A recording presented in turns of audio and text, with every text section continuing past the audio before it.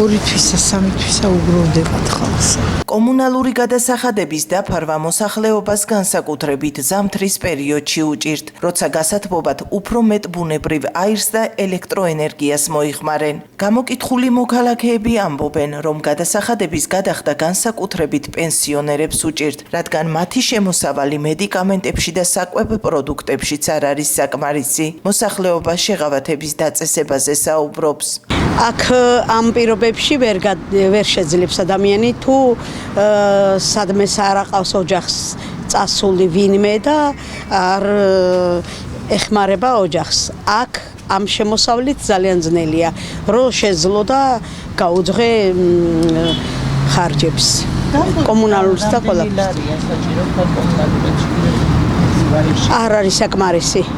არ არის პენსიები გვაქვს მეც და მეუღლეს და არ არის საკმარისი. საკვები, კომუნალურები არ არის საკმარისი. ზოგსა ბევრი მოსდის, ზოგსა ცოტა კარმები უდგიათ ისინი და რა ვიცი, აბა რა გითხრა. ახერხებს ხალხი. ახერხებს არა, რას ახერხებს აბა. ზოგისა და წყლსაც არ ვიხდი ჯერა, არ არის გაყვანილი ჩვენთან ჯერა და მოყოლით ჯერა. და ხარჯები ახლა რამდენი სახარჯავს, ზოგი ხარჯავს 5 ლარისა, ზოგი 10 ლარისა, ზოგი 30 ლარისა. ზამთრის პერიოდში ხო, კი, ზამთრი ძვირია. გაზი ბევრი უჯდება, ვისაც გაზი აქვს, წყალი აბანოთი იცით და 100 ლარზე მეტი არც ყოფნის 100 ლარზე 100 ლარი. რა ვიცი, მოუმატონ მაგასაც რა იქნება. ნორმალურად გათმეს ადამიანი ზამთარში რა ეშინულიც. აი, დიდი ვინა რო გათმეს 300 ლარი უნდა. ახერხებს ხალხი გადახდას. მე ვახერხებ. რა ვიხან 100-ზე მეც გვახდეინებენ შუქზე.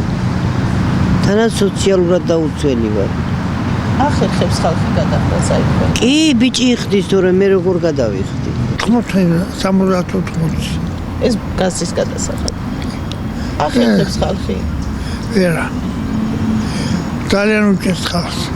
გამოკითხული მოქალაქეების ნაწილი ამბობს, რომ ზამთრის პერიოდში კომუნალურ გადასახადებზე შეღავათები უნდა დაწესდეს მოსახლეობის გარკვეული კატეგორიისთვის, განსაკუთრებით მარტოხელა პენსიონერებისთვის და სოციალურად დაუცველებისთვის.